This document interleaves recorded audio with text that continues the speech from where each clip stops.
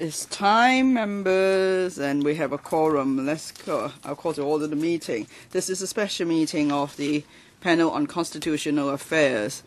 Can I invite the administration and the deputations into the conference room, please?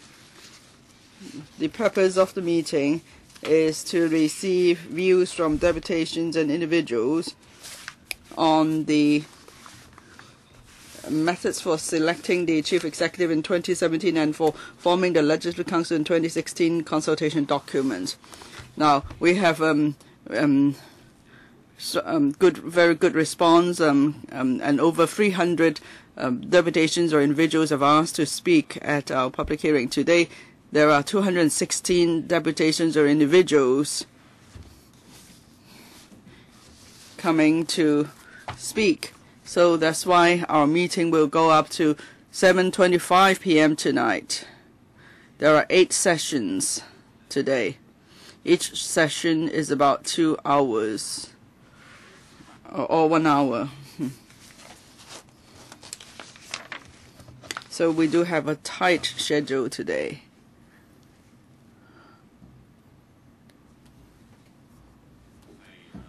Mr. Chairman? Yes, Mr. Ray Chen. Can I just find out 2 minutes of speaking time per deputation individual? How did you come to this arrangement? It is such an important subject, the constitutional reform. If you only give people 2 minutes, I don't know if they could comment on the TE election in 2017 or the legislative election in 2016. It's not like that the deadline is up next week. So why don't we allow people more time? And already people are saying the government is conducting insincere consultation, and now deputation is only just given 2 minutes, and some people were to come here from Tin Shui Wai, and so they had to take leave of work, but when they learned they only get 2 minutes, so they decided not to come. So 2 minutes each only? What can people say in 2 minutes? So, Chairman, can you please explain? And would you do more sessions in future? At least 3 minutes. I've never seen a speaking limit of 2 minutes. It's such an important consultation. Let the chairman explain. Yes, Mr. Gary Fan. Yes, Mr. Chairman, before the meeting, I received emails from groups. It's the same concern as raised by Mr. Ray Chen. 2 minutes of speaking time is that's too little, because the constitutional reform is so important, and the consultation period is as long as 5 months. So can we make special arrangement? Now we have read the submissions, received some lengthy, some brief. So if I think, can we have discretion here? If a group thinks that they need 3 minutes, give them 3 minutes, or if they could finish in 2 minutes, that's fine too, or even 1 minute if they wish. I think then we could respect those who are also keen to come here, and they've actually made their way here. And then perhaps you could talk about the meeting arrangement. Yes, in the past we usually would allow 3 minutes, but sometimes when there are many coming to speak, we may compress the speaking time. And apart from speaking here, they could also give us written submissions. And sometimes members may choose to give our speaking time to the deputations and individuals. Now, when people register to come, we couldn't tell how many there are, and many have chosen to come, chosen dates to come here. We don't want to let them down. That's why if there are many groups, then we will just compress the speaking time a bit. Well, that the arrangement is problematic. Maybe you could just schedule another session, because maybe more people will still want to come and give their views. Now, the legislature represents the people. There's no point. This is like going through a motion. So what point of having 2 minutes? What can people say in 2 minutes? I think we should give up our speaking time, because we're going to repeat the same point. So I think we should give our time to the deputations. That's another way to deal with it.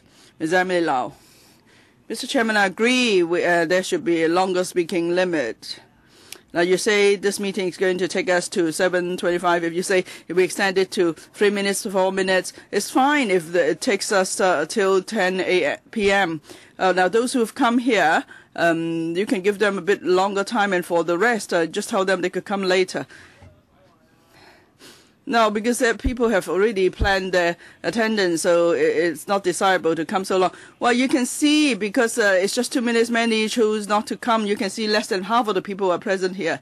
So please consider what we can do. Well, let's not dwell on the point of 3 minutes, whatever. Let's say 3 minutes each, okay? Since some are not here. If members think they haven't been able to express themselves, then members, you could give up your speaking time. So 3 minutes, okay?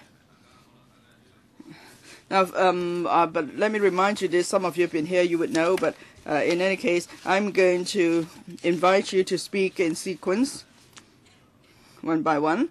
And if good, it's best if you could finish in 2 minutes. You could wear the earpiece, and when you speak, please speak closer to the microphone, so then we can hear you better. And if I may also remind you, deputations and individuals, as you give your views to this panel, you do not enjoy any protection under the Legislative Council Powers and Privileges Ordinance.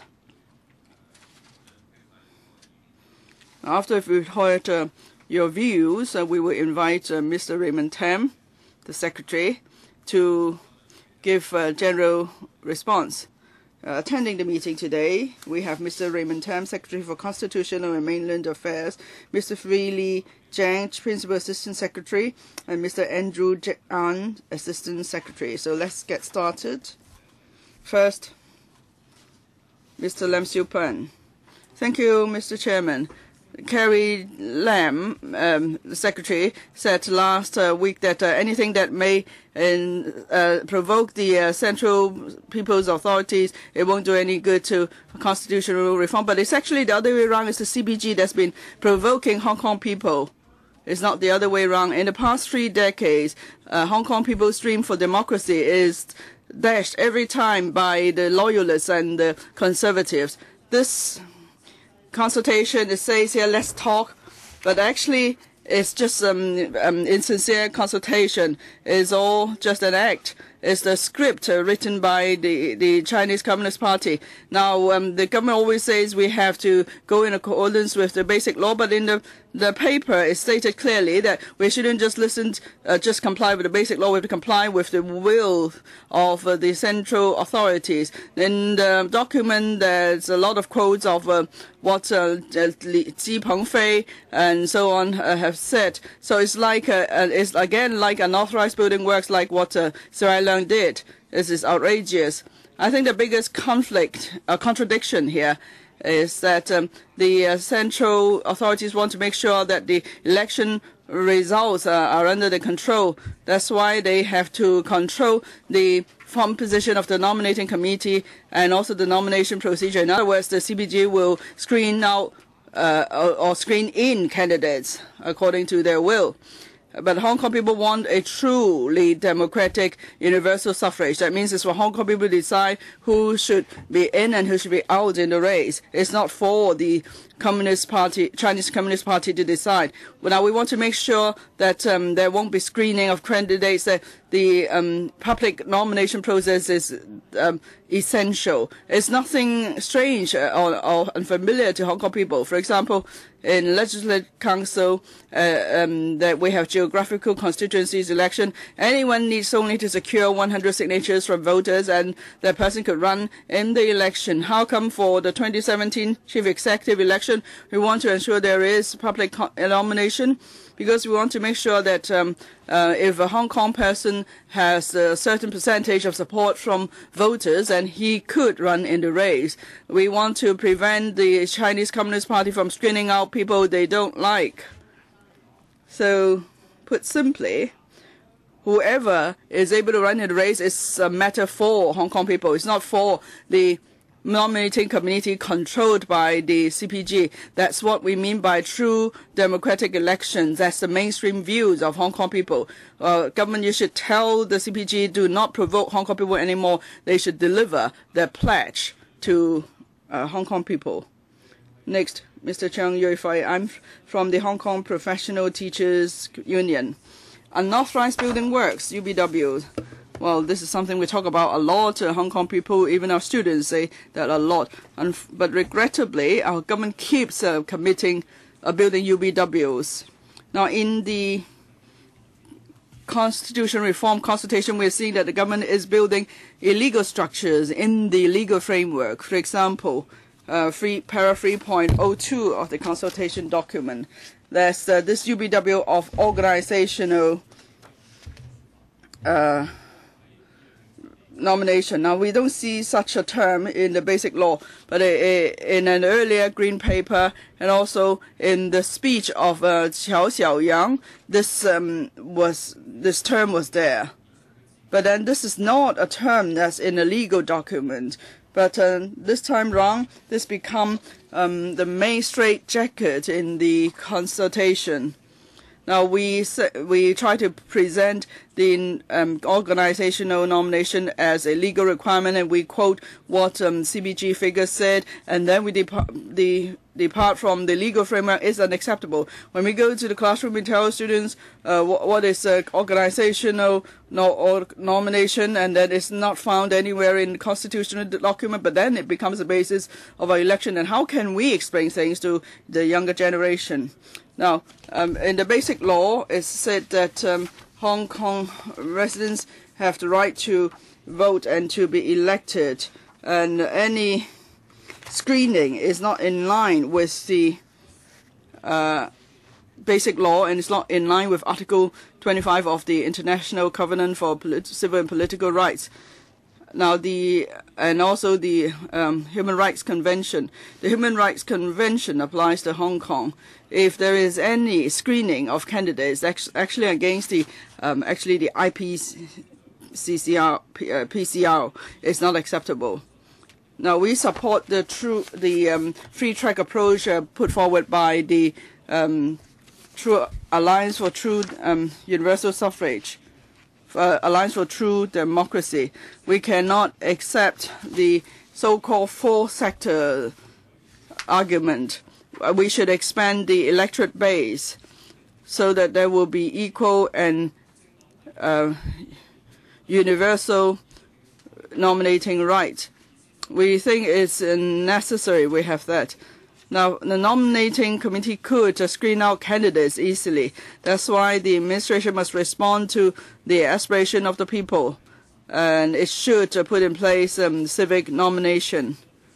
For the 2016 election in LegCo, in accordance with public views, we should abolish two-group voting, and by 2020 we should abolish functional constituencies so we have true universal suffrage. Next. Mr. Wong Ching Yang. It's now my turn, right? So originally it's 2 minutes, now it's 3 minutes, right? We have already emailed our speech to you. Members, please refer to it. Now, usually we wouldn't submit our speech to the panelists because this time we only allow 2 minutes. In the speech is to cover issues that have not yet been decided upon in the consultation document. Now, it's very difficult to prepare speech from our position paper, and then we have to further condense that to a 3-minute speech, of course, even more difficult. Now, and then originally we were told we will only get 2 minutes. That's why we did not intend to speak on this text. Now, the consultation period is for 5 months. As the legislature, which is to represent people, does it occupy a special constitutional status?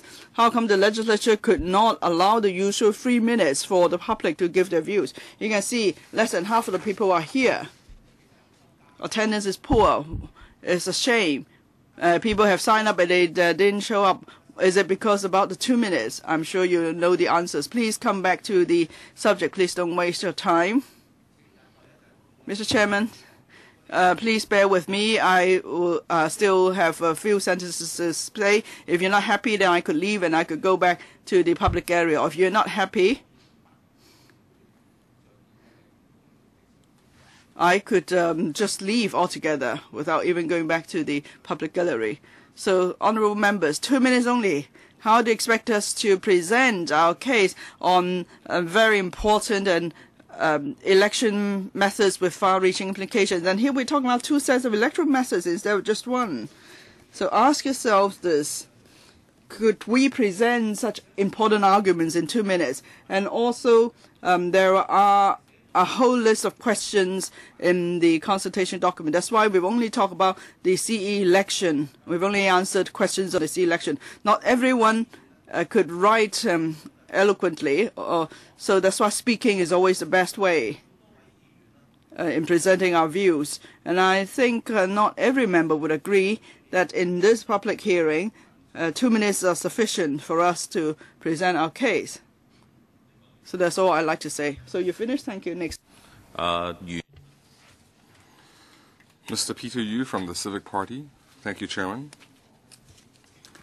The Civic Party on 6th of January, together with 2020 Hong Kong, they have put forward a document, and the Civic Party stance is already detailed.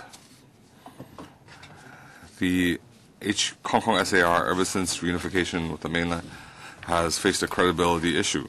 And this issue, since 1997, has become more and more serious. And the source of this problem is because of the political framework that cannot operate. The resolution, according to the Civic Party, is a free and democratic election process. Referring to the consultation document on this occasion compared to the Green Paper in 2007, it is a step backwards.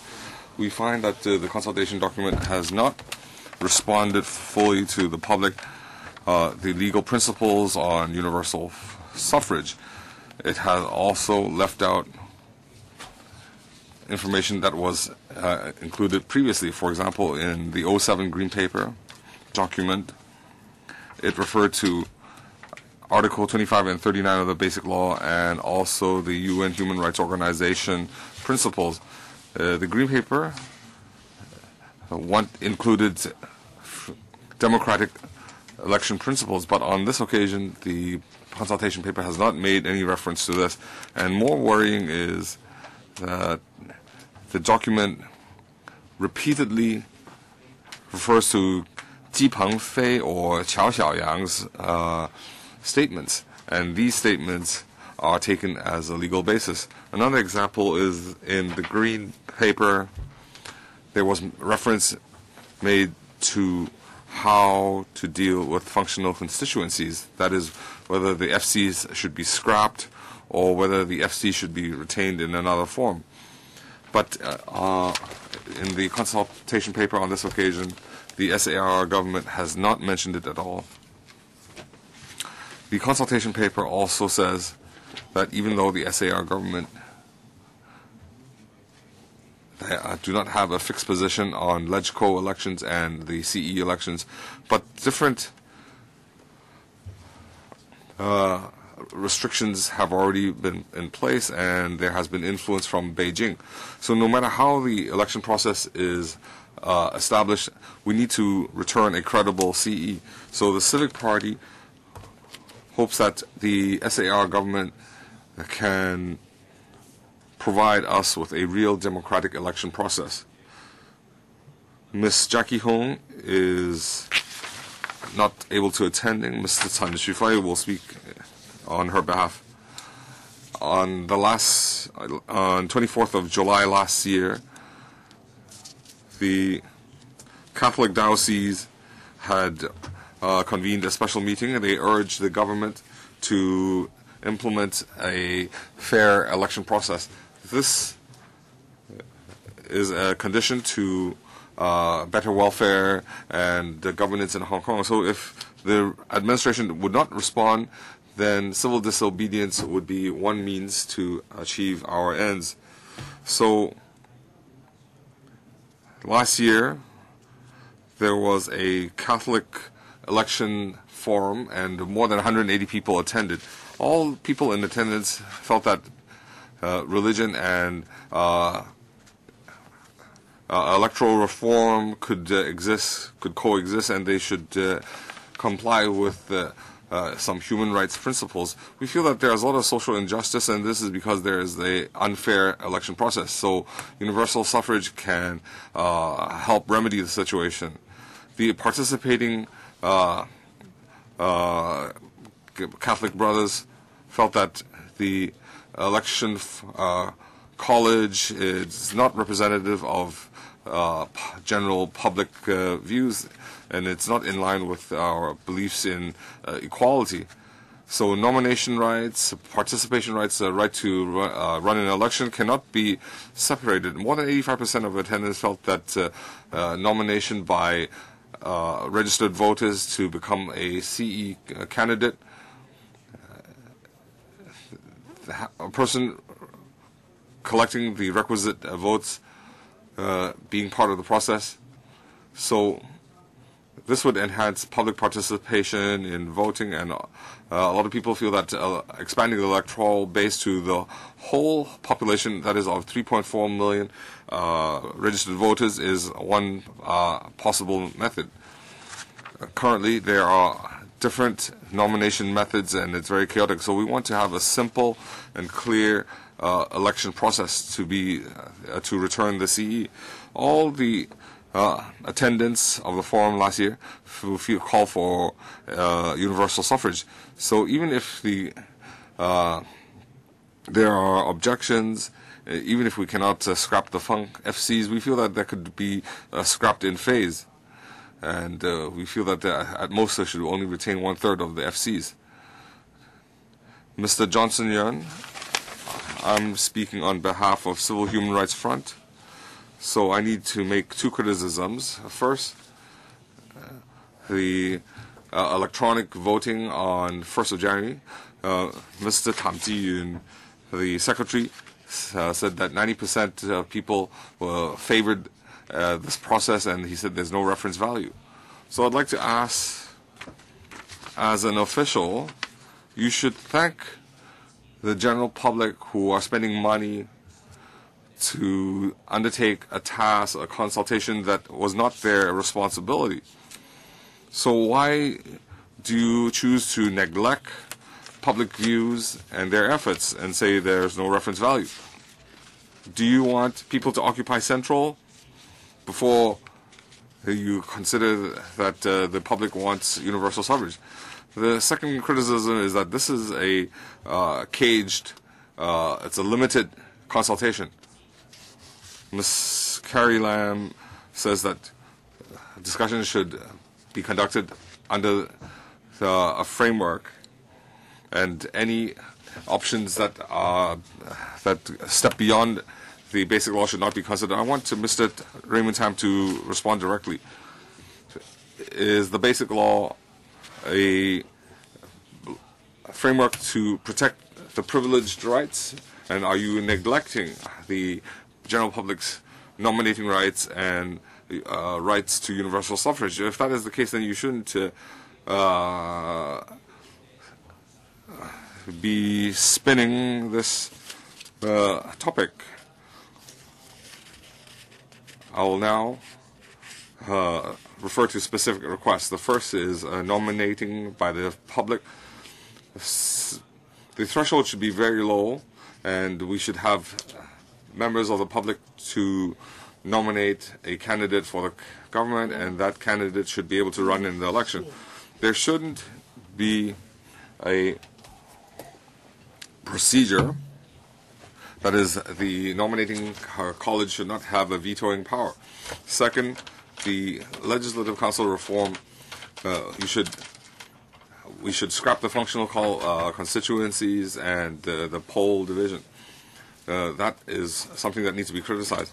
And lastly, even though we only have Mr. Raymond Tam in attendance, but I would like to urge the three senior officials, government credibility is getting lower and lower.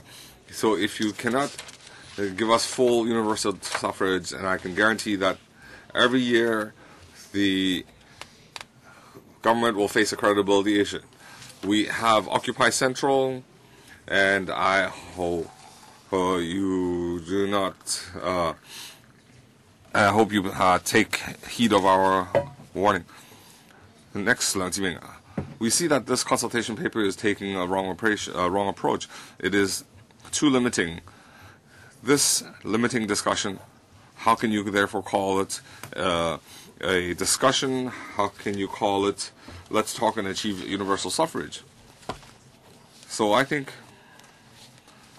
the nominating should be done through by the general public or registered voters, and that is in line with Article 45 of the Basic Law, saying that there is sufficient representation. And on the other hand, Beijing officials, they talk about compliance with the Basic Law and so on, but the Basic Law did not allow these people to make their own interpretations. And some people also ask that, is it hard to have the registered voters to nominate? Well, just now we referred to the district council elections and the legislative council elections. So whether we have 100,000 people nominating, this is not hard to audit. We've also neglected that 2006 LegCo elections. If LegCo was not a democratically elected council, then, for example, RTHK Broadcasting House was the proposal to fund Broadcasting House was not approved because of the functional constituencies. So, universal suffrage proposal is something that is easily comprehended by the public. So I'd like to ask officials or legislators, if you explain this nominating procedure to your family members, would they prefer a simple method? So it goes without saying. And the pan-democrats also should stick to their principles. They should not take the wrong approach. They should not hold on to the nominating rights and so on. So ultimately,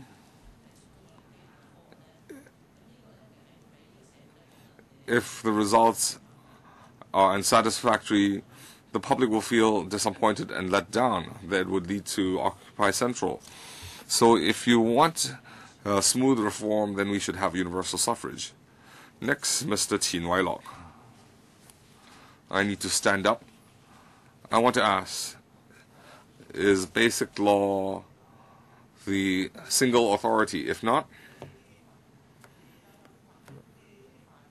then why do you, you bunch of potatoes, want to refer to the basic law? How is basic law drafted? It's not. It's drafted by a undemocratic group. Mr. Tam Ji and Mr. Rim Tam says we should comply with basic law. So Article 45, is that the largest authority? The Schedule 2 was added in 2007. How do I use the basic law normally? I use it to wipe my ass in the toilet.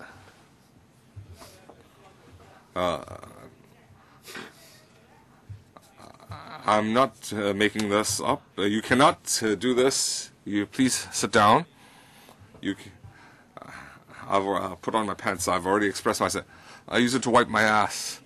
And Mr. Raymond Tam, he's saying you just need to comply with basic law, and then you can get nominated. So I'd like to ask Ms. Emily La, will you accept that? So now I'm delivering this used toilet paper, and you just need to comply with that. You are not in compliance with the international covenant. If we comply with basic law, are we complying with the human rights conventions, ICCPR, and so on? If scholarism is calling for referendum. Well, why do you have to comply with the basic law? Why? And we have civic rights representatives. What do you mean by not the opportune time to initiate universal suffrage? If the pan-democrats are choosing a option that will allow them to run in the elections, then if they comply with the basic law and they would accept this toilet paper, then why do you want to be legislators? You should quit. You should call for a referendum and deal with Mr. Raymond Tam. And if you can't negotiate, then you should occupy Central. Are you too attached to your seat in Legico? You are too attached to your salary? I'd like you to review your position. Mr. Tan Xufei. Thank you, Chairman.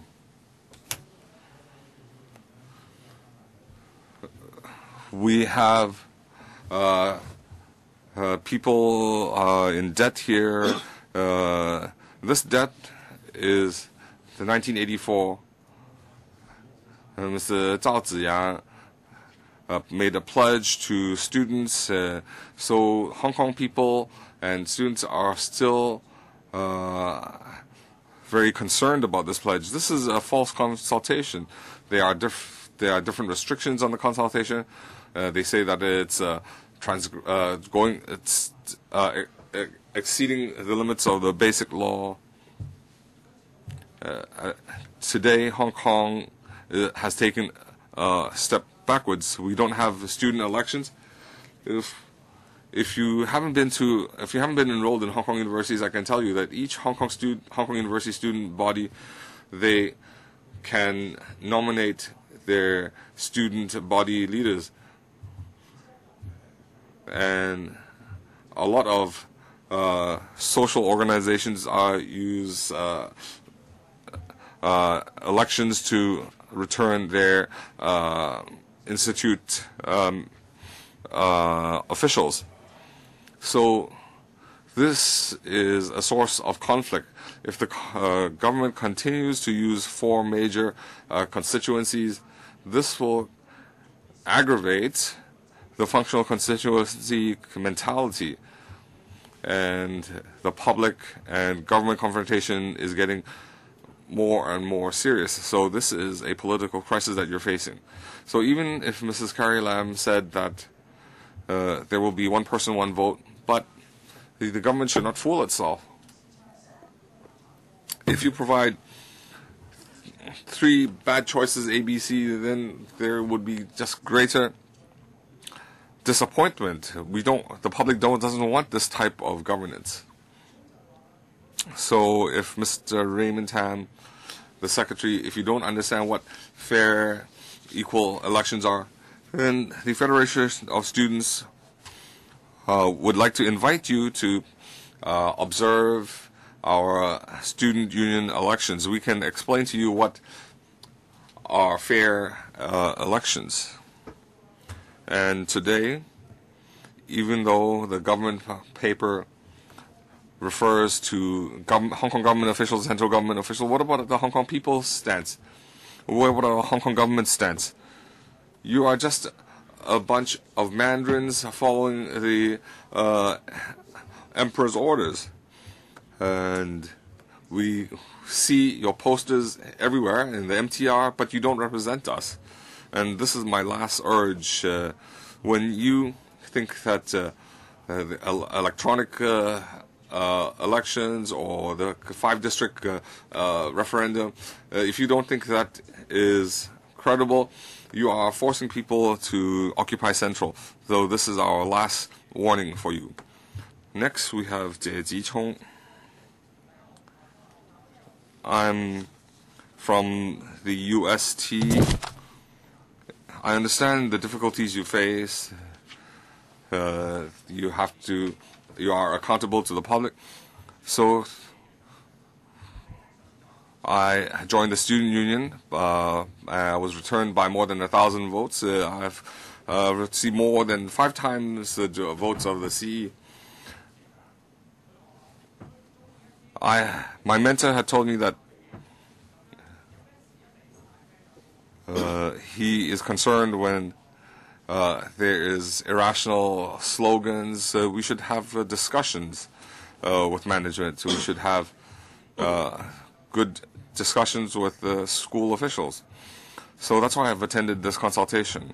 I'd like the secretary to hear the public's views, to hear the university students' views, because I'm not sure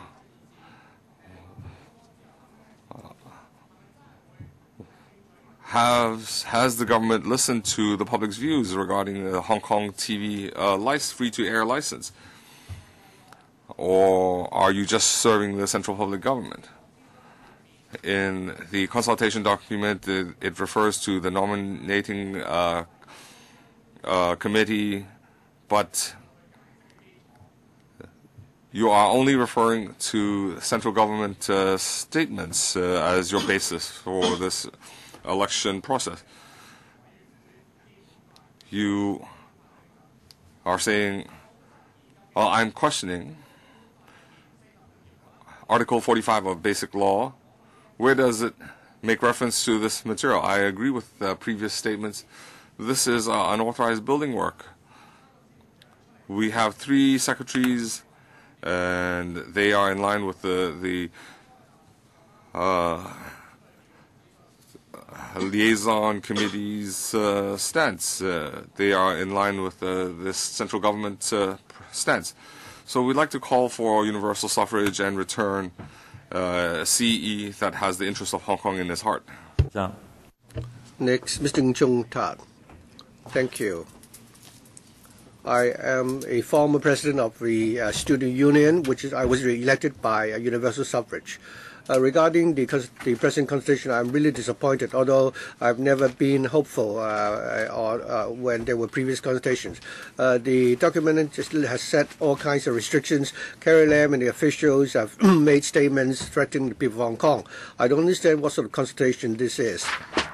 The government doesn't have the sincerity to implement democratic development. They always say that we need to adopt a steady and orderly manner. We've been 17 years after the handover. We still don't have universal suffrage. Is it because the people are not ready, or is it because those who are in power don't want to give up your privileges? You always talk about representativeness.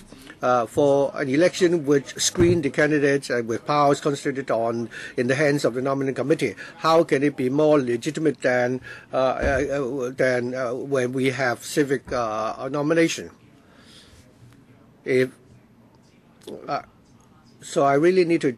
I don't know whether I need to check up the dictionary, or you have to do that to find out what is the definition of universal suffrage. In the constitution document, you keep quoting the words of Chow Xiaoyang to distort the content of the constitution. Please go back to the 1984. Make reference of Mr. Zhao Ziyang when he promised that Hong Kong will be run democratically. Please pay us the debt that you've owed us for more than 20 years. Mr. Tam Chicken, I have the following proposals for the 2016 election. First of all, I think we should scrap all the corporate votes for the functional constituency elections, but rather we should have individual votes of organizations. Why is it that the licensed practitioners in the financial industry, why can't they be vote?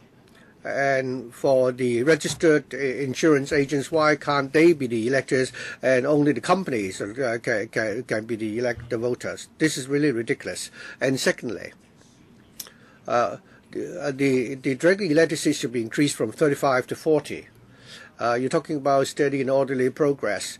So I think the number of directly elected seats should outnumber FC seats. And divisional voting by division should be scrapped. And I think the government's bills should also be subject to voting by division, so that you have the experience of your votes being rejected. I propose that for all electoral members returned in 2016, they will all become members of the nomination committee. And anyone who is interested in contesting the C election must obtain at least nomination by 15 electoral members to become the candidate, and then subsequently to be elected by all the people of Hong Kong. So the C candidate must have the support of political parties, so that we can have a ruling party, so that we can encourage political parties not to simply operate in a vacuum. They should actively conduct policy research and put forward proposals on how we can resolve the problems confronting Hong Kong, as well as nurturing talent. I think these electoral members will be popular because they have the support of the people, and political parties have to win the support of the voters through their performance. Those political parties which do not rely on their performance to win the votes should be scrapped. And for FC members, I think other than considering their own selfish interests, they must also consider the interests of the overall community, so that we can unite all the people of Hong Kong. As whether or not the CE must have political affiliation. Well, he would need to have the endorsement of political parties. So whether or not he has any political background is not important. In the long term, I think if party politics is inevitable, then that restriction should be scrapped. According to documents which have been confidential documents which have been released recently, it was suggested that the Westminster model actually is suitable for Hong Kong. As for civic nomination, given that the political parties don't have the will to govern, I recommend that we would only bring in civic nomination for the next term election. Chairman, recently a barrister, made a statement, made it explicit Chinese. I hope someone will follow up on that incident. I've read the consultation paper. I've listened to the officials. I've also heard what has been said by the NPC delegates. I've learned 3 skills. First of all, the ability to differentiate between different colors. I can tell you that this pad is white in color. My second skill is to differentiate among different animals. This animal with the horn is a horse. And the third skill that I've learned, what is this word in Chinese? It looks like the word mo, but actually there are two horizontal strokes in between, so the word is actually yao. So these are the 3 skills which the people of Hong Kong, or the 3 things that the people of Hong Kong have learned recently. For example, Ms. Raymond Tam, the 3 secretaries spearheading the consultation said that you don't have any established position. When the press asked you about what Mr. Lei Fei said, you said you are all in agreement, and you even added what Mr. Lei Fei has said into your consultation document. So is it the case that you don't have a position at all, or do you have a position after all? Is it black or white? Is it right or wrong? I'm totally confused. The public is being fooled by you all. Secondly, from the Chinese word mo to yao, what does that mean? Mrs. Carrie Lam said that loving Hong Kong or loving our country is that is understood, meaning that it's not explicitly stated. Something that is not explicitly stated becomes, real. Isn't Hong Kong a place where there is rule of law? Shouldn't we do everything in accordance to the law? Since it is not mentioned in the law, why does it suddenly come into existence? The word something is being understood. Historically, it's like, what Chun Kui did,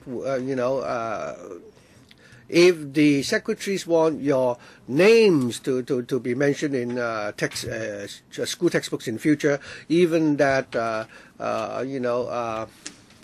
Chen Kui's name is also in school textbooks. You say that civic nomination is tantamount to independence for Hong Kong, but then DC and legislative elections also, have public nomination. So is it the case that the government is organizing a public referendum every few years? You're distorting the facts. There's also a political party which likes to, rely to tricks. Why is it that so many people are not present today? Because this is a scam, and it's just that I'm foolish enough to attend today. Chairman, I've come all the way from Tin Shui Wai, and I think allowing me 2 minutes is not enough, and I hope I'll be given a little bit more time. I'm going to tell a story. What does one country, two system means?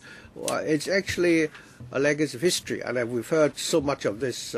So what does one country, two system mean? One country means the People's Republic of Hong Kong, and two country means we should continue with the capitalist system in Hong Kong. Under this contradictory system, we need to have a balance.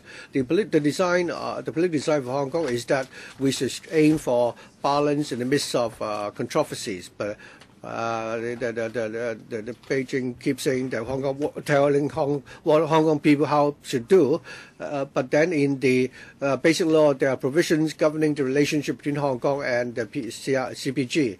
But then in the Consultation Document, I don't think you have spelled out the relationship between Hong Kong and the CPG, although there are such. But I think in the document you've not clearly, explained or make reference to the relationship between SARG and the CPG. I think in all our discussion, I think we should also consider the element, namely the relationship between Hong Kong and the CPG. I think we've talked a lot about this already. That is the CE election. I think there must be universal suffrage for Hong Kong. Of course, we are active. There's heated discussion on this in Hong Kong now. But how do we return the CE candidate? Eventually, the CE elected will need to be officially appointed by the CPG. So we have a balance here. On the one hand, the CE candidate will need to be elected by the people of Hong Kong, and also someone who has the endorsement of Beijing. Otherwise, he would not be able to take office. So in theory, if the CPG should refuse to nominate the successful CE candidate, then we need to have another election. So in this election, Hong Kong has the one vote and the CPG has a vote. It's a balanced system. It also reflects the difference between the socialist system and the capitalist system. Anyone who overlooks this difference, I think the election will not succeed. So when we discuss this topic, we should consider this difference, the need to strike a balance between the votes cast by Hong Kong and the CPG. We must consider this difference before it is feasible and practicable. Thank you.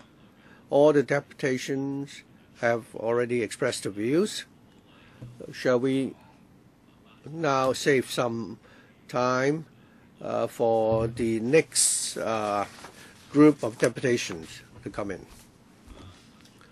Mr. Chen Shifei. Mr. Raymond Tam.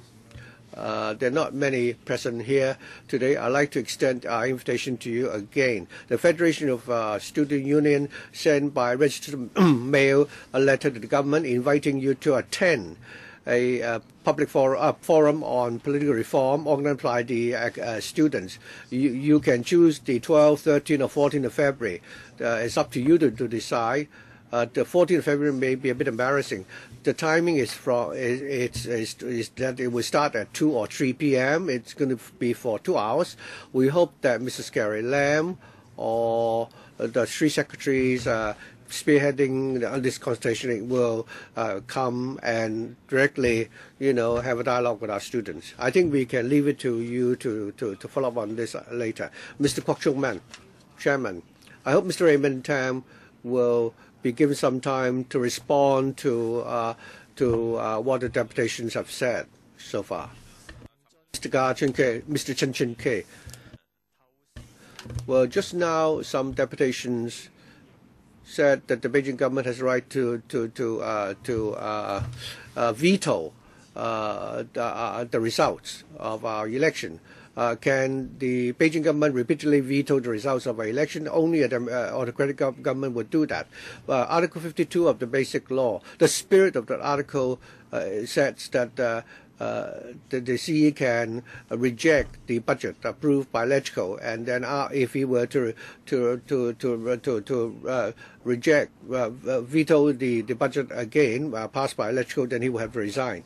So perhaps we can consider applying that spirit when Beijing applies the right of veto, to exercise veto. That is, they can only veto it once, and subsequently, if the people of Hong Kong again, elected the same candidate, C candidate, or another person, the Beijing government must nominate that successful candidate. Otherwise, we know what is happening.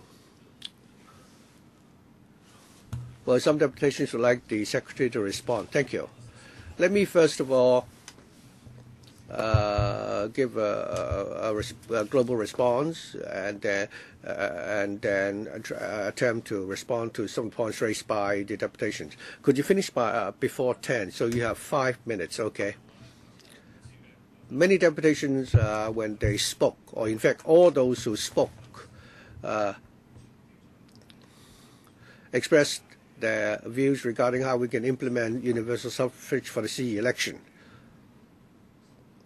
Regarding this aspiration and this objective, I think we are on the same side. We all hope that we'll be able to implement CE election in 2017. So one deputation mentioned the method of forming election in 2016, and I've jotted down your suggestions.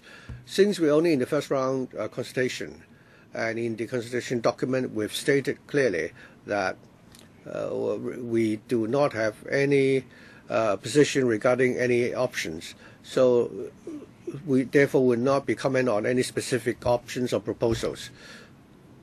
We will, of course, study carefully the submissions which have been given to us.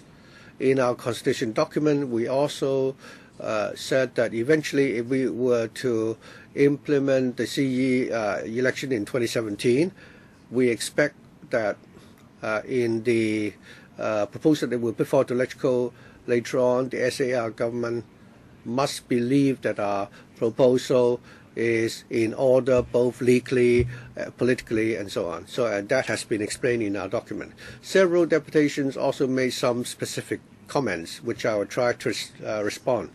Mr. Ying Ching Yin talked about whether or not the referendum held on January 1st has any reference value.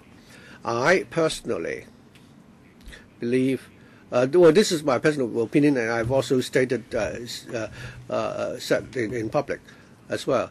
If anyone has any views regarding the method for the returning the CE election, they're welcome to give us the views. Actually, the views, which the referendum on the three topics in the referendum, I think we've received all those views, and certainly they will become, part of our reference. Mr. Chen Shifai actually said he has extended an invitation to us. We have indeed received the invitation. But I think Mr. Chen also mentioned that from the 12th to the 14th of February, we offered a choice of dates. We'll certainly take this up with you.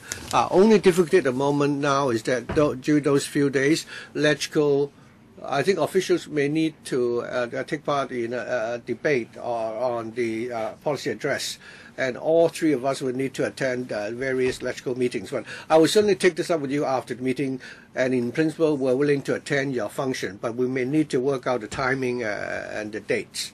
Some deputations, Mr. Yi from the Civic Party referred to the Green Paper.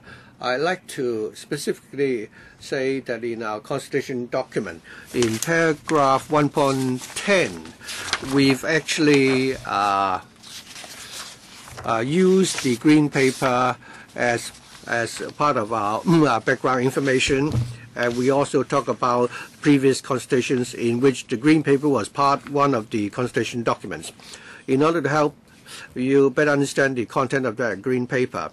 In the 2017.gg.hk website, we've actually loaded that green paper on our website for your reference. The views put forward in that green paper is part of the information reference materials that we provide to the public. Of course, the green paper was drafted by the SARG at the time, and they will continue to be the position of the SAR government. Many deputations also refer to the nomination procedure, the composition of the nomination committee, and the method of forming LegCo, and so on. And I will not make any specific comments here, but we've carefully taken down all those views that you've put forward. Okay, with that, I think we can end this session. I'd like to thank the deputations for coming to our consultation today.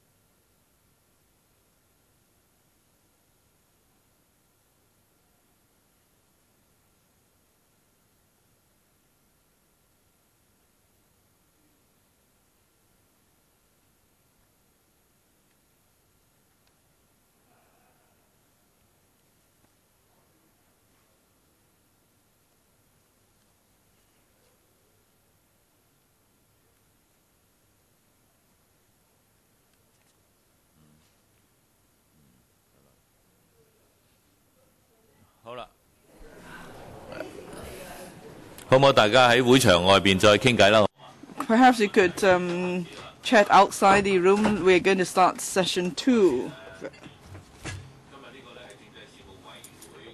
This is the special meeting of the panel on constitutional affairs. The purpose of the meeting is to receive views from deputations and individuals on the methods for selecting the chief executive in 2017 and for forming the Legislative Council in 2016 Consultation Document. This session is from 10 a.m. to 11 a.m. Before deputations and individuals give their views, I would like to remind you that your speech is not protected under the Legislative Council Powers and Privileges Ordinance. So it's just a reminder. And when you speak, please speak into the microphone in front of you. And if you can't hear, you could wear the earpiece. Originally, we've informed you that the speaking time would be 2 minutes, but then some have said it's not enough, and then not everybody has turned up. So if necessary, you could speak for 3 minutes. And afterwards, we'll see whether there's time for members to ask questions or for the administration to respond. Now, I'll invite each of you to speak. First, Mr. Wong Yuk Ming. Mr. Chairman, Secretary, I'm a true local Hong Kong person, Wong Yuk Ming. I recognize my country to be China. I'm speaking, giving my personal views. Now, Hong Kong is moving towards democracy. Our constitution, there's constitutional development, is something we all want to see. Now, we talk about let's talk and achieve universal suffrage. I think that's the first step towards universal suffrage. I think to implement universal suffrage, you must comply with the basic law and the decisions of the NPC. And we hope the community will come back to this constitutional framework. Please do not query the legality of basic law. Basic law, common law is the same thing. It's about a recognized set of laws.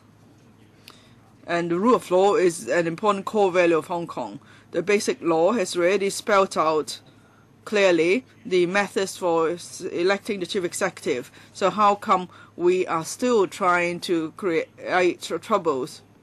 For any country, any constitutional setup, they cannot deviate from the laws.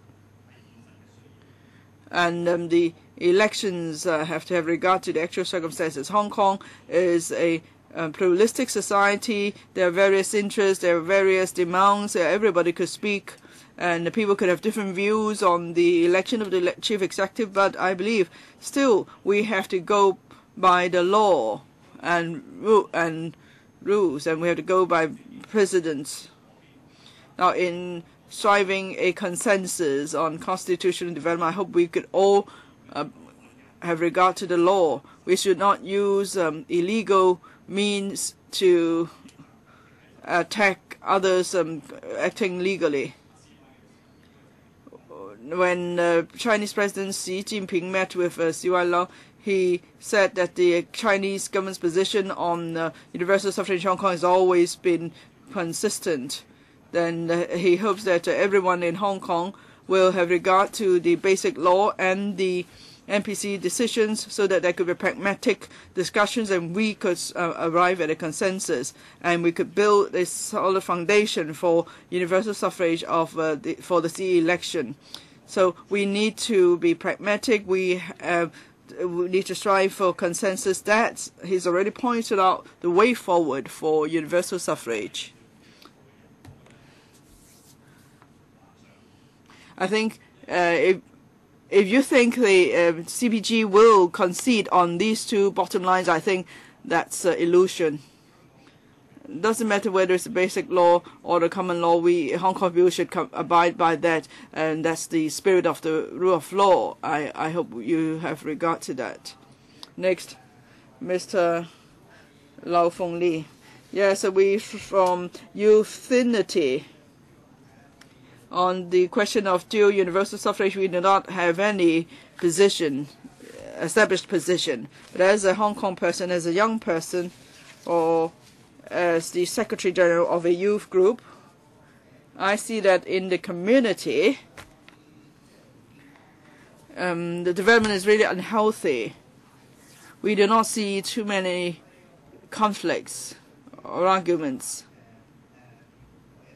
I think what's important is that we stay calm and get things right. Hong Kong is our home. If we turn Hong Kong into a chaotic place, then what do we do? That's all I'd like to say. Thank you. Next, Ms. Janet Hui. Good morning, Mr. Chairman. I represent myself. We agree there should be universal suffrage for the chief executive election in 2013. I think the arguments now are on the methods and the systems for universal suffrage, and we support this consultation. And within the framework of the basic law, I think things have been working fine. In the past few years, we've already wasted a lot of time and energy on political bickering on the constitutional reform. We are already lagging behind other Southeast Asian countries in terms of development. Why should we still be locked in arguments on civic nomination? And in the process, we forego opportunities for development. So we agree that there should not be any public nomination. I think the existing method's been working well. It's just that on the basis of the existing method and system, we should add more sectors. For example, women's sectors into the picture. Now, women's groups have influence. They have the capabilities. So that's why we agree we should expand the number of sectors on the nominating committee. Now, in the first session, we heard someone say something about the conflicts between the CPG and Hong Kong.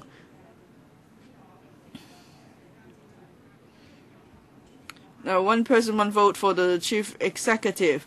And what if the CPG would not accept the nomination or would not nominate the chief executive? That will only lead to more problems and chaos in Hong Kong, and we don't want to see such confusion with the CE election. Thank you. Mr. Leung Yao Fong, thank you.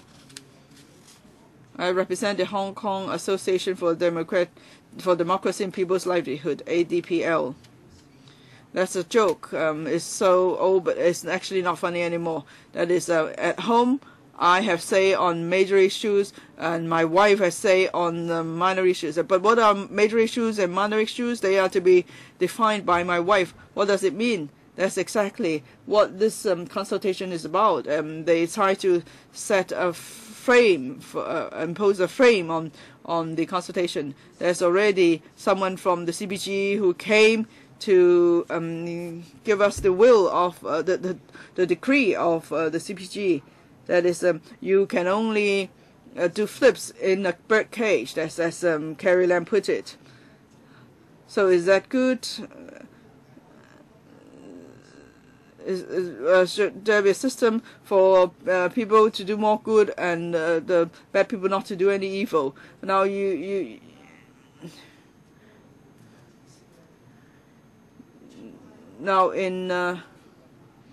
Now I think, of course, that we have all these problems. Is one reason is the abilities of our leaders. Another important or key issue is whether Hong Kong people are able to choose our leaders. Hong Kong is an advanced city. Education level is high, and our per capita GDP is among the top countries and places. So if we are able to vote for our leader, he has the legitimacy, and we are able to monitor him. Now, I'm a district councillor. I have to be accountable to my voters, what I have done in my term. If at the end of the 4-year term, that's the final examination, they're not happy with me, they can ask me to go home. So you can look at history, and you can look at lessons to be learned. Our great country, Mao Zedong, helped build a new China.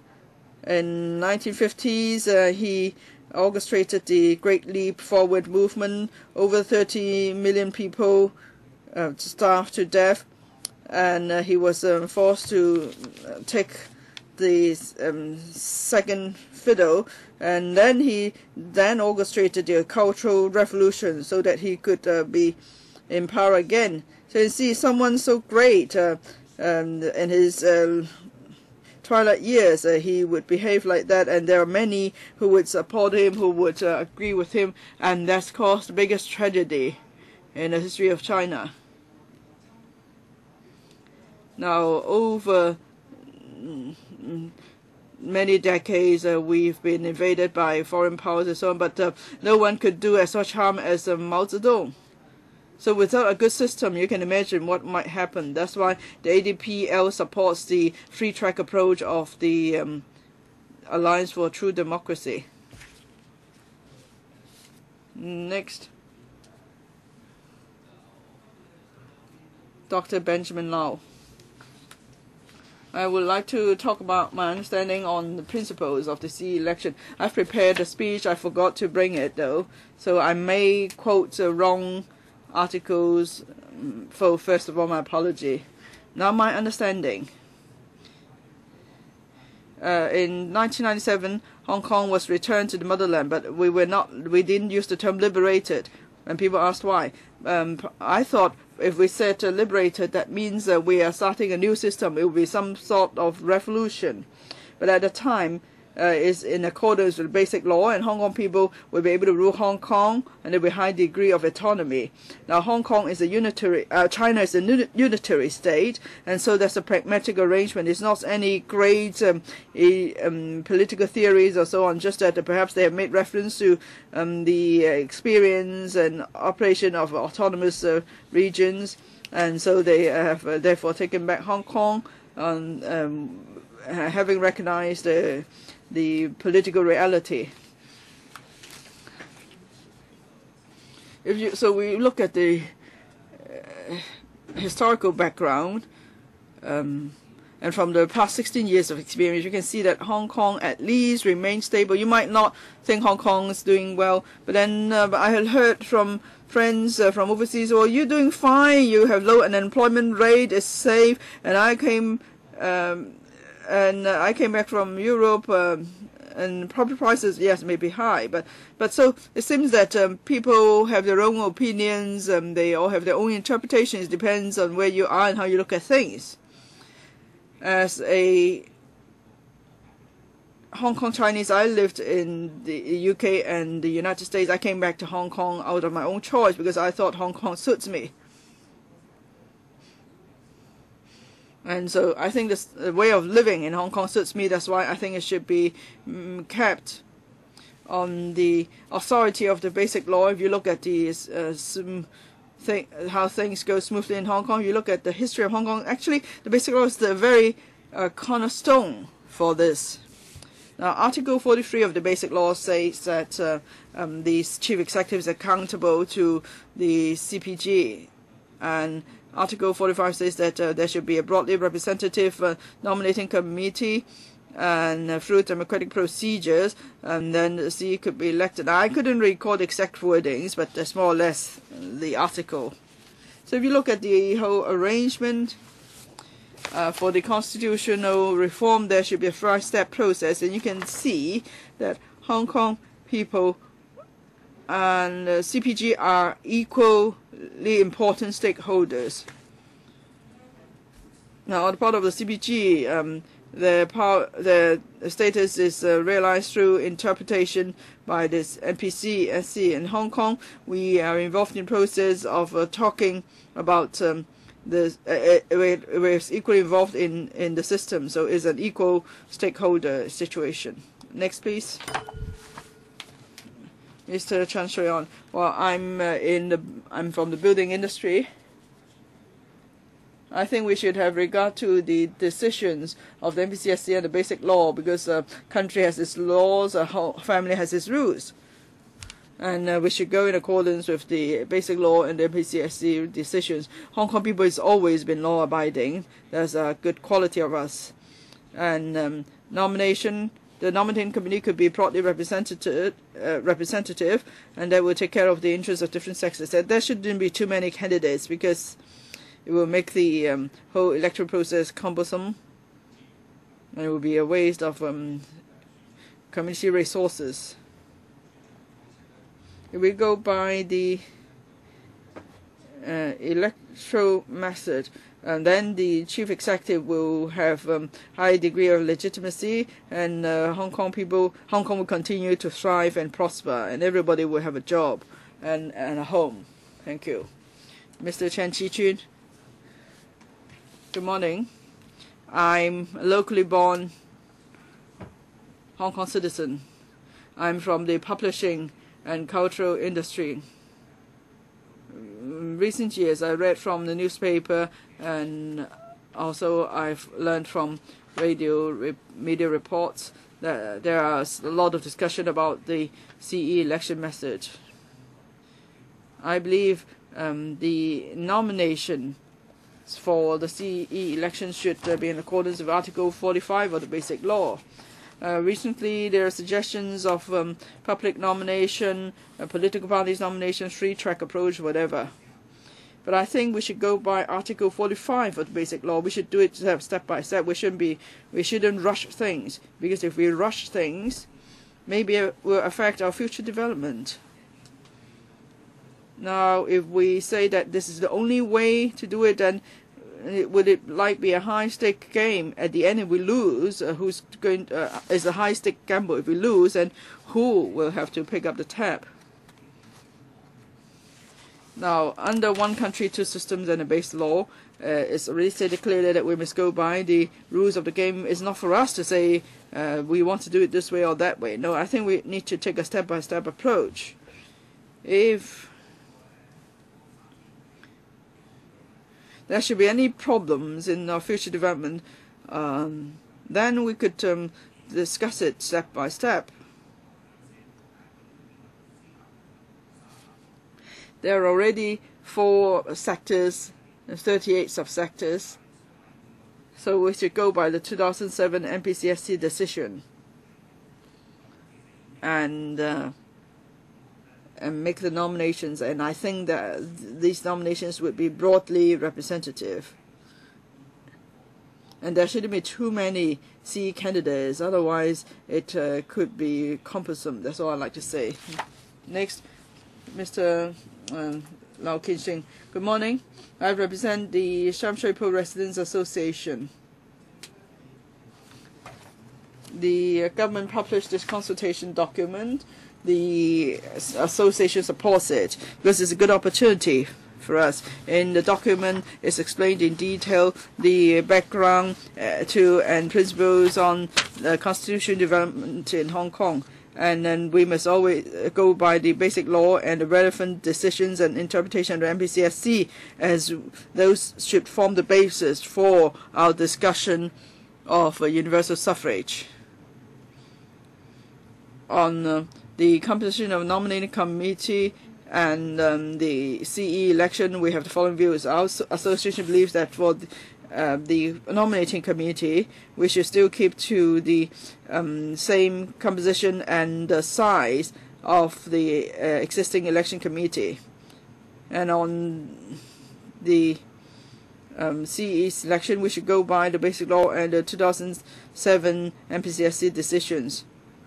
Candidates should be nominated by a broadly representative nominating committee in accordance with a democratic procedure, and then all voters in Hong Kong could vote for the CE. Now, there are 4 sectors in nominating committees. They represent 38 subsectors. I believe the committee would adequately represent all the relevant sectors and professions. So such a broadly representative nominating committee is in line with the requirement of basic law. We don't see any need for a major change now. And also is a gradual and orderly approach. So for the CE selection methods, we should change it step by step. Now we have voting by all voters. That's a new element, so we should take it a step at a time in making the changes. This should ensure that the CE selection methods are stable and feasible. And we should have multiple rounds of voting so that at the end a person with simple majority will be elected. Because we have to have regard to the resources we put into it, that must be proportional. But then, of course, the voting results must command authority. It must not be challenged. So it's important to have a simple majority voting results. Now, in the first round of voting, if there's already simple majority, of course, the election will come to an end. But if after the first round of voting, no candidates has secured majority support, simple majority support, then we should proceed to the second round of voting. And for those who are eligible to join the second round of voting, then we believe only the first 2 candidates with the highest number of votes should go on to the second round of voting. Now, we must follow the rules. We must always comply with the basic law and the 2007 decisions. Thank you. Mr. Chen Guowei. I represent Ching Tai Association Limited. We will be discussing the electoral reform, and we agree that the nominating committee could be maintained within the current arrangements because the composition and membership are in compliance with the basic law requirement. Since we're in compliance, we can include more democratic elements, and the nominating committee will include 4 constituencies, the labor, welfare, and professional bodies, and so on. So it is already representative of Hong Kong, and this is also in accordance with the basic law framework. So I'm not sure if you've played a child's game where there are rules. When you play soccer, we have boundaries, we have rules. When the ball is offside, when there are penalties and so on. But we now have a lot of discussions outside the boundaries. We talk about nomination by voters. Well, but you don't need this discussion because the game we're talking about are within the boundaries of this pitch. So if we want Hong Kong to prosper and develop, then we should comply with basic law and work within the boundaries of this pitch. Now, if you want nominations, we won't get a consensus. We need to understand the different voices in society. Mr. Jonathan Fong. Thank you, Chairman. We shouldn't have too many candidates. And I have 3 points. First, we should have 2 or 3 candidates, and that should be sufficient. At most, we should only have 4 candidates. Because when there are more and more candidates, then it would be more difficult to make a choice. There would be a lot of information that we need to sift through, and it would be a waste of everybody's time. And in the US, in such a large country, they only have 2 candidates. So Hong Kong being such a small territory, we don't need too many candidates. We also need to have faith in the knowledgeable people who have shortlisted 2 or 3 candidates. And the third point is that I had a conversation with an elderly woman yesterday. She said that she doesn't agree with having too many candidates. For example, in Miss Hong Kong we might have 20, 30 candidates. She can't remember all the candidates. So if we have more and more, then it would be more difficult to make a choice. The less choices there are,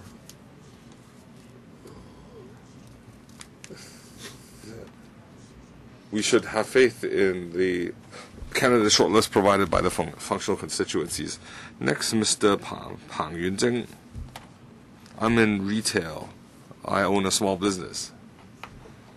Regarding universal suffrage, the central government,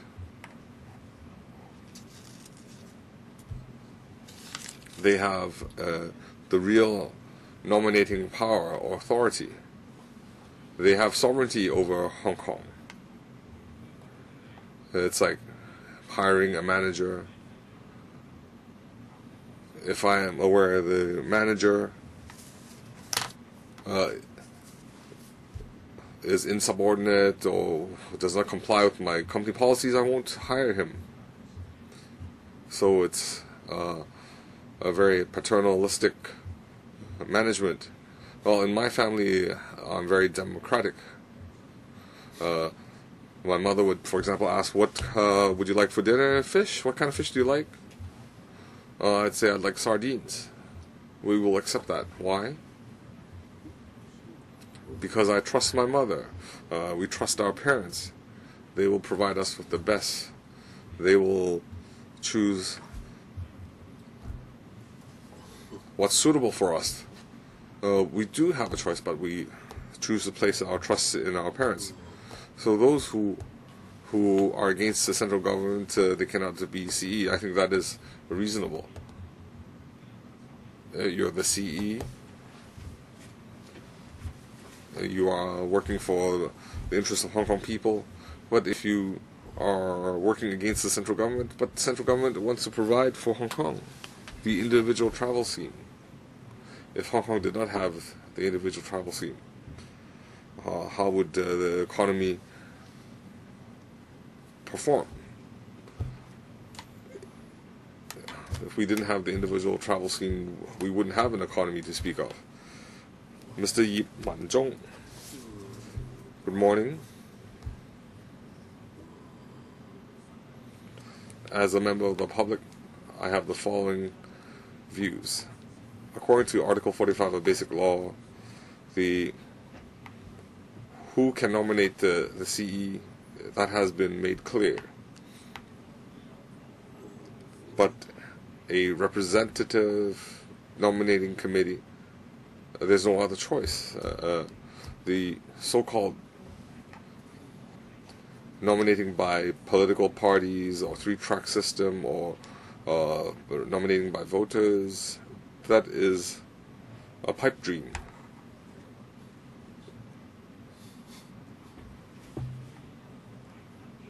So anything that is against the Basic Law or NPCSC is not worth discussing.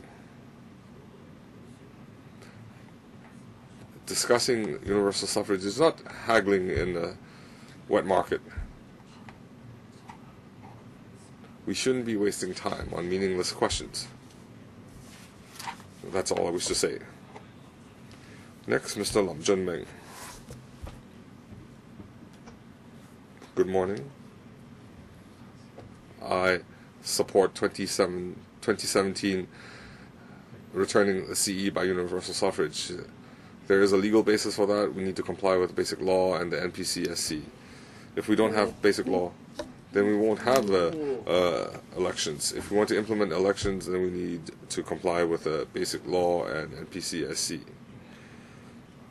If we comply, we need to comply with the law. If we put aside the basic law, then we'll never have the final destination of universal suffrage. It's also against the rule of law and core values. So we should not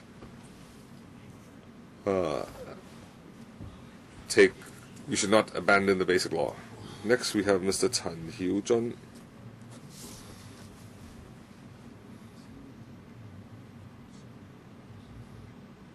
I'm a young entrepreneur, so all my domestic affairs are discussed between me and my wife. So we have a harmonious family, and my children are quite happy. I observe that the CE election discussions there are some problems, because the nominating committee and the central government's nominating authority, these are facts. It's not a nominal notion. So nominating by political parties and then nominating by voters to be confirmed by the nominating committee, well, that is sidetracking the nominating committee. It's not in compliance with basic law. It's a waste of time. There's no point in discussing.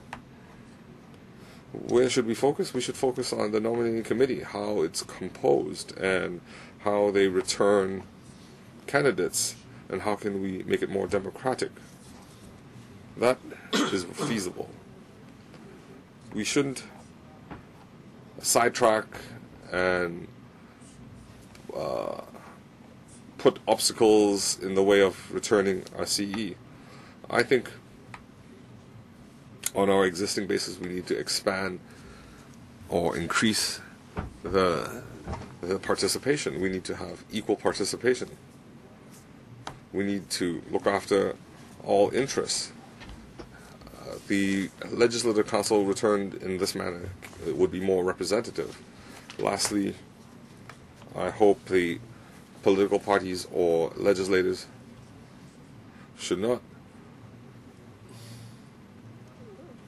sidetrack us. You should put down your personal interests and do actual practical work for the Hong Kong public.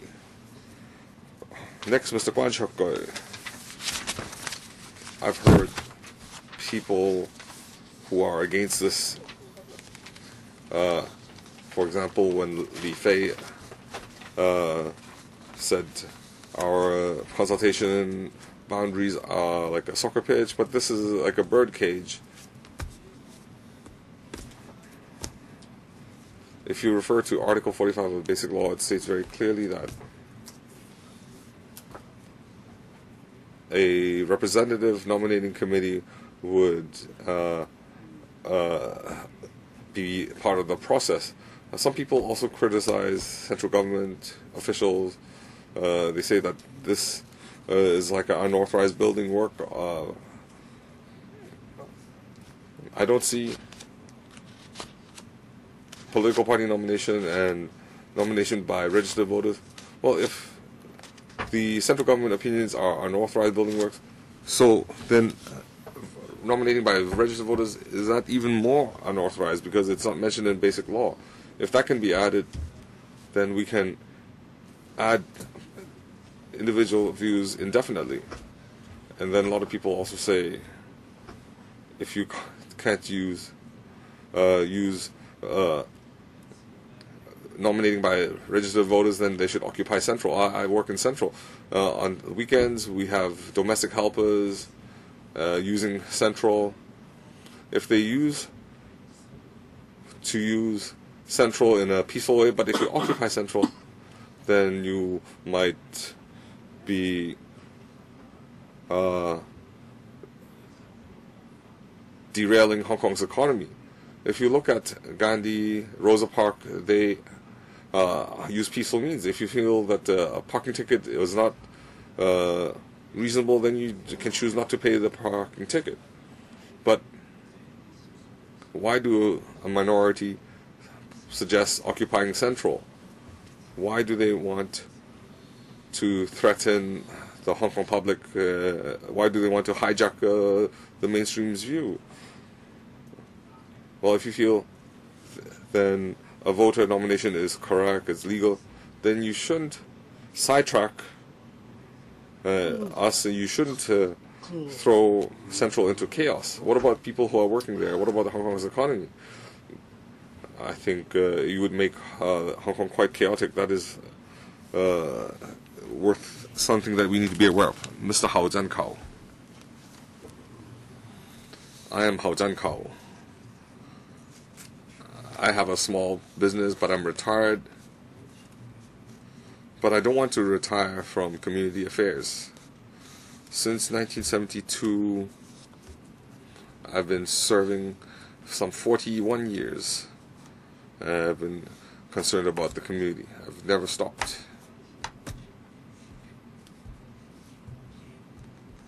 When I worked as a volunteer social worker, we didn't have district councils.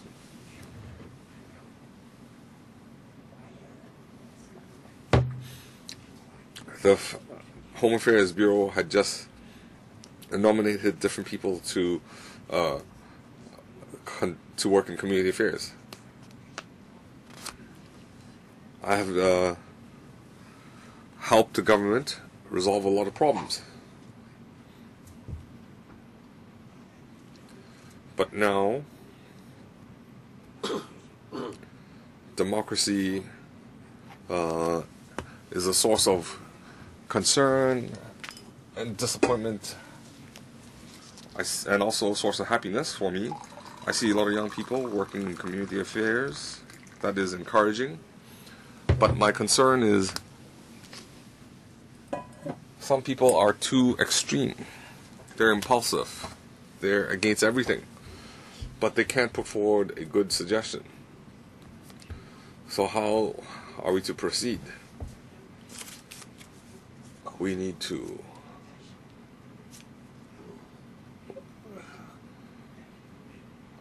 wait patiently. We need the youth to be not take extreme actions and work for the community sincerely.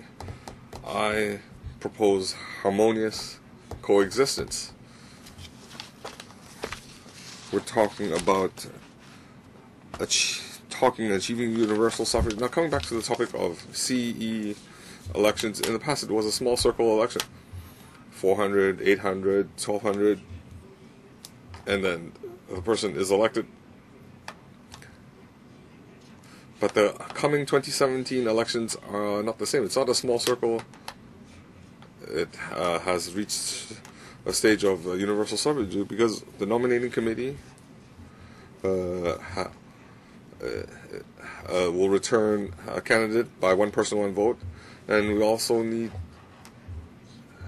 to understand that we have professionals that and people from different religions in the 1,200-person nominating committee. They will put forward a suitable candidate.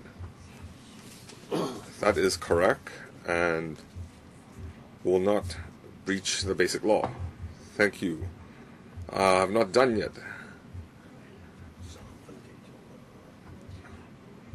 I've always emphasized you should not underestimate the 1,000 odd people. It's an important part because if the CE returned, will have more than 1 million votes. But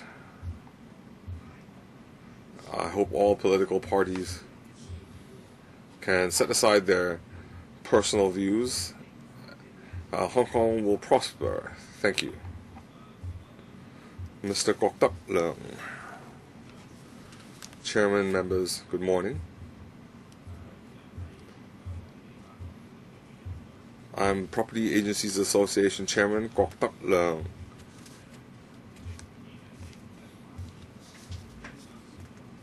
I'm also a convener of a Constitutional Affairs group.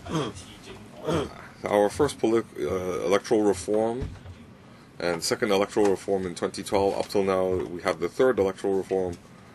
We have a lot of concern and we provided our professional views. In the previous two electoral reforms, we had repeatedly met with the Constitutional Affairs panel and submitted our submissions. And on many occasions, we personally met with Mrs. Carrie Lam and different political parties in LegCo to discuss our political system. In order to fight for the rights of our industry within the political system, we also organized rally and also handed in a petition to the CE. Regarding the property agencies industry, I think our submission for the proposal is as follows. First of all, we support the political reform. We want a political system to improve. We don't want to stay put. Our industry believes that we need to adopt an orderly and progressive approach in order not to affect social stability. We also believe that we should have these one man, one vote scenario for the CE and legislative election. But I also think that we should retain the FCs in LegCo because we need balance within the council. We need to balance the interests of different sectors. In many democratic countries, they also have such a system. They have a balanced legislature. For example, in the UK, they have the House of Commons and the House of Lords. In the US, they have the House of Representatives and the Senate. And thirdly, we believe for the CE 2017 CE election, the nomination committee should expand its numbers from 1,200 to 2,400. And if need be, we can further increase the number of members. We should also incorporate more sectors, including the real estate industry. It should also be incorporated within the nomination committee because we have 36,000 licensed property agents, and there are more than 100,000 practitioners in our trade. They play a very significant role in the economy. Expanding the nomination committees to make it more representative and legitimate and more compatible with the principle of equal and fair election. Next, Mr. Yin Chung Man. Thank you, Chairman. And regarding the consultation on political reform, I believe that our decision should comply with the basic law and the decision of the MPC, and that universal suffrage should be implemented as soon as possible. The government actually has advanced the consultation political reform from 2014 to December 2013 and also extended the consultation period. This shows that the administration has the determination and the commitment to actually implement political reform. The consultation this time is basically about the 2017 C election and the 2016 electoral election. According to Article 45 of the Basic Law, and also the MPCSC's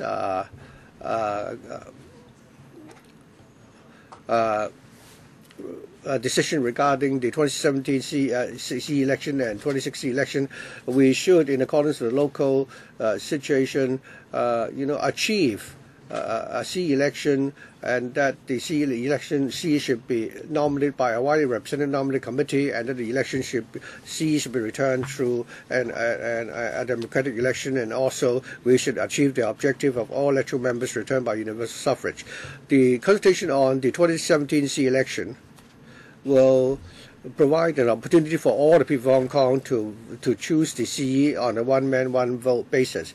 Regarding the CE election, according to basic law, there are three aspects. First of all, nomination and universal suffrage, and also appointment. At the nomination stage, I believe that according to basic law, all CE candidates must be nominated by the nomination committee. The so-called civic nomination and nomination by the political party have not gone through the nomination committee, and therefore it's not legal. Furthermore, it's not acceptable. We should not continue to debate over this illegal option.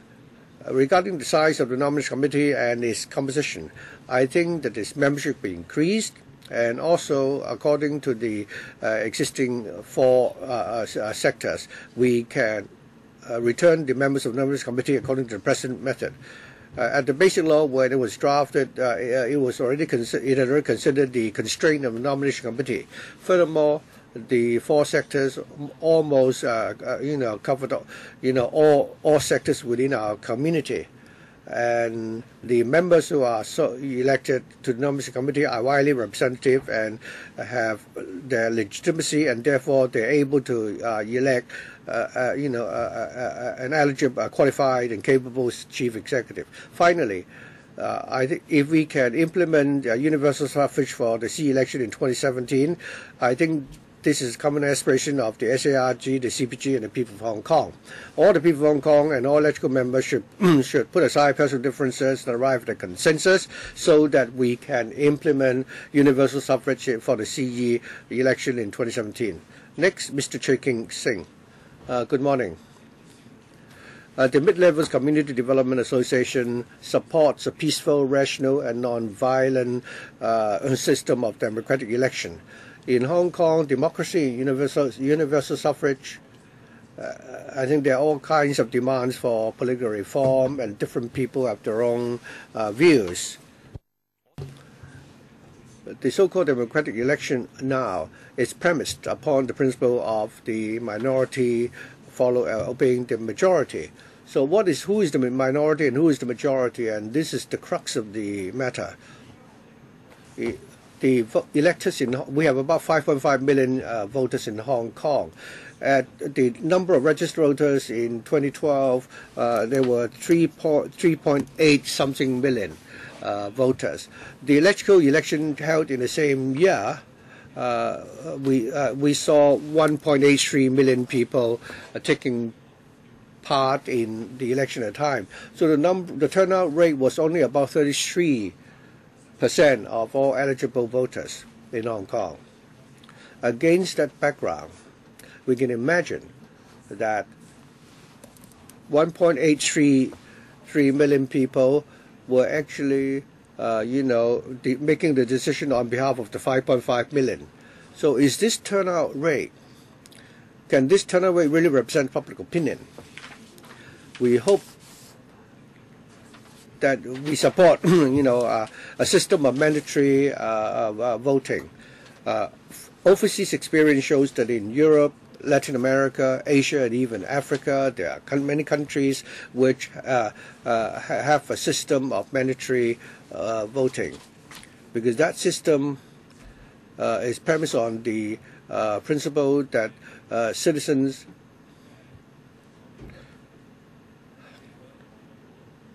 have the obligation to cast a vote rather than the vote being a right.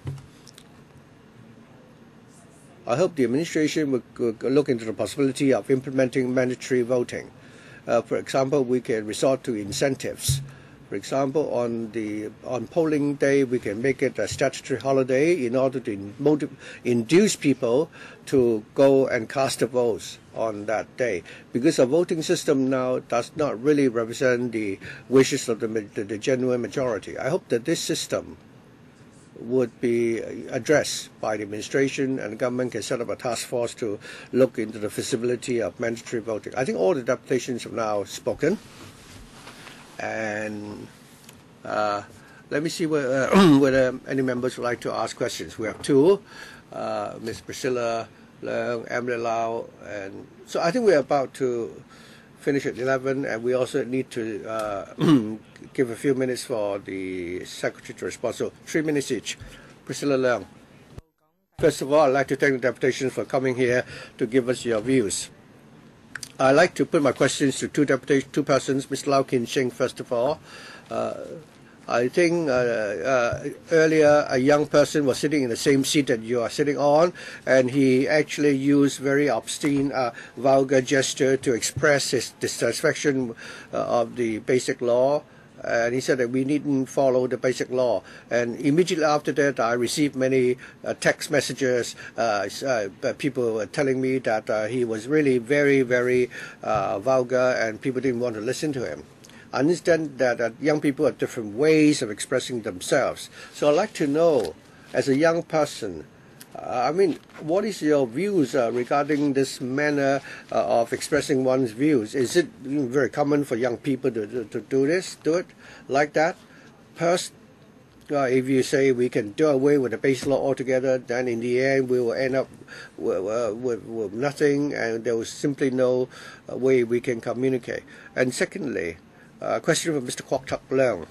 Last time when we discussed political reform, you fought very hard for real estate agents. You say there are several tens of thousands of your petitioners. You want more of your petitioners sitting in the nominating committee. If we're going to expand the size of the nominating committee, what would be your suggestion? That is, if we could increase the number of nominating committee, what would be your suggestion? Mr. Lau? Mr. Lau Kin Sing. Thank you, Ms. Leung, for your question. I'm honored to be, well, I couldn't help it because I was simply assigned a seat. Well, young people have different ways of expressing themselves. As I said just now, different countries have different rules, same for each family and each school. Even political parties have their own charters. So when we discuss anything at all, we need to be rational. If we are not, then how can we develop? I think from the present discussion and consultation, I personally agree that we must work within the framework of the basic law, and that we should respect the decision of the MPCSC in 2007. If we do not, base our discussion along those lines, it will simply have no focus. Of course, I would also abhor such behavior because it wouldn't, achieve any purpose. I think it would be better for us to sit down and have a rational discussion. Mr. Kwok Tak Leung. Thank you, Ms. Leung. During the three, rounds of political reform, we had fought for our petitioners to be represented on the nomination committee. Election committee, because all members of the public have the obligation to participate in political reform. During the previous rounds of political reform, we have expressed our support. We also had participated in the discussion. When the nomination committee is expanded, it will become more representative, it will become more legitimate. When you increase the number or of members or the number of sectors for the nomination committee, it will become more legitimate, and people will no longer criticize it as a small circle election. Emily Lau. Thank you, Chairman, and I'd like to thank all the deputations for coming today. Several of you said that the candidate for the C election in future, I think the number of the candidates should be restricted, should be limited, and there shouldn't be too many candidates. Does that mean that you believe that there must be some screening? If more people come forward to contest the election, how do you propose that we will eliminate some of the candidates so that we can achieve the desired number that you advocate? And if we do that, are we going to really have a genuinely free election? Whoever suggested that we should limit the number of candidates could respond. Would anyone like to respond? Oh, none. Well, they talk about setting a limit on the number. Well, I think all of you have come here because you want to help us and the administration to deal with tricky issues. So I'll be sitting here all day today. I suggested to the chairman that we may as well extend the meeting up to 9 or 10 p.m. So you have the floor now. You've said something which I couldn't understand. I'm using this opportunity to ask you to clarify. If you're unwilling to answer my question, we can't force you to do that. But when you put forward any suggestions, please think more carefully as to how you can implement what you propose. What the administration would like to like that as well. They say a certain number. During the last consultation, they say we should have 2 to 4 candidates. But what if the actual turnout of candidates is more than that? How do you propose you eliminate some of the candidates? Are you saying that you're against Beijing? Then you should be screened out. Would that really be a genuinely fair and equal election? Mr. Hao Chen Kao. Thank you.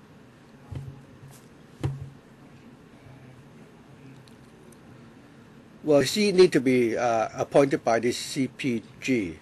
I'm worried that we'll end up with, we're not talking about small circle this time, we're talking about large circle. The jockey club steward will not allow the horse to race if it has heart problems. So it's not screening. Thank you, Chairman. I'd like to thank Mr. Emily Lau for the question. I am also someone who was born in Hong Kong and someone who grew up in Hong Kong. I live in NT East. Ms. Emily, regarding Ms. Lau's question, I think all of us would want to achieve universal suffrage as soon as possible.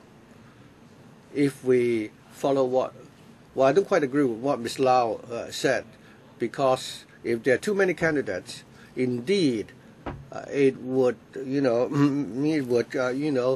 complicate the election process. If we have 7 million odd people in Hong Kong, if 1/3, if we have 20,000 people saying they want to contest the election, it would really be a problem. Then I think we need to have a reasonable arrangement and follow the basic law format. If we could allow all the voters in Hong Kong a choice on a one-person, one-vote basis to elect our CE, we hope we would be able to do that. Mr. Lee Cheuk-Yen.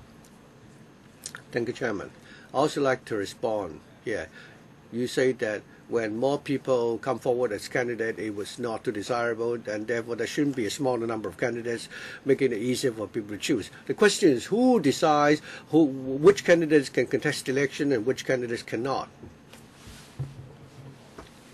So that nominating committee will, if that organization, whether or not a candidate is a suitable candidate, has nothing to do with whether there are any heart problems on the part of the candidates, but rather it's because of their different political views. So do we agree that we should give such an organization such powers, that is the nominating committee? Can we allow the nominating committee exercising its collective decision to screen out, some candidates? I mean, if we could do that, it's really, unacceptable. You mentioned heart irregularities. Does that mean that every candidate would need to go through a health check before the candidate could be nominated? I don't know whether this is what Mr. Howe suggests. I have another question for Mr. Kwok. You talk about the real estate agents. It would appear that you were saying that on the one hand you want to fight, you want your industry to be represented on the nominating committee. At the same time, you want to fight for property agents to become one of the FCs. If the whole electorate is to be returned by universal suffrage, how can we have functional constituencies anymore? So what is the position on this? Of course, I would like to convince your peers to give up functional constituencies so that everyone would be equal. Because if for the real estate industry, who are the people who can vote? It would still be unfair. Only those licensed agents can vote, and those who work as clerks cannot. It would still not be equal. So for the practitioners who don't have a right, it would still be unfair to them. And you would all still be the victims, because right now you are not part of the FCs. So if there is such unfairness, why don't we have a more equal system or fair system? You say that it's unfair at the moment, then why are you suggesting that you should have the right to elect the candidate for the real estate FC, for example, that you should also have a vote to return Abraham Shack? Regarding functional constituencies, I've already explained that we want balance within the legislature. We hope that we can retain FCs, because the FCs can take care of the needs of the different sectors. We also agree that there should be universal suffrage, so that we would not impede the political development of Hong Kong. We hope that our industry can be represented as one of the FCs. But our political system is now developing. The aspiration of many people is that we should have universal suffrage, and we're willing to give up our idea of FCs. Except that retaining FC can help maintain balance within this council. Doesn't mean that we will continue to fight for our industry being made one of the FCs. We just want to make use of our knowledge and expertise to make a contribution in the legislature. But if the overall aspiration of the community is that we should go for universal suffrage, we're willing to give up that demand. But I hope that we can retain FCs within the council, because we need the balance within the legislature. In many democratic countries like the US and the UK, they have a similar system. If we give it up in Hong Kong, would that result in chaos? I also said it earlier. I said that we should have political reform in an orderly and progressive manner. I will not rule out the possibility that in the future we can phase out FCs, but I think we should do it slowly, in a step-by-step manner. It's not the right time to scrap the FCs. Your time is up. I'm sorry. I'll ask the Secretary whether you have any overall response. Please be brief. Thank you, Mr. Chairman. Thank you all for coming to the session 2. I think all who spoke agree there should be universal suffrage for the 2017 Chief Executive's election, and we share your goal. And I heard, too, that we should go by the basic law and the relevant NPCSC decisions in implementing universal suffrage. Again, is the position of the SAR government.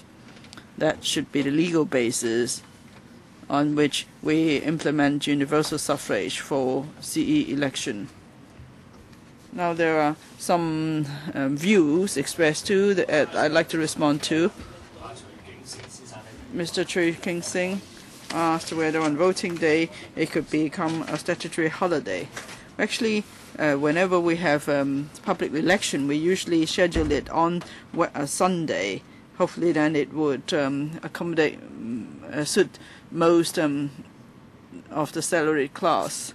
Now, whether there should be an additional holiday for voting day, well, Mr. Choi, please do let us have more of your views.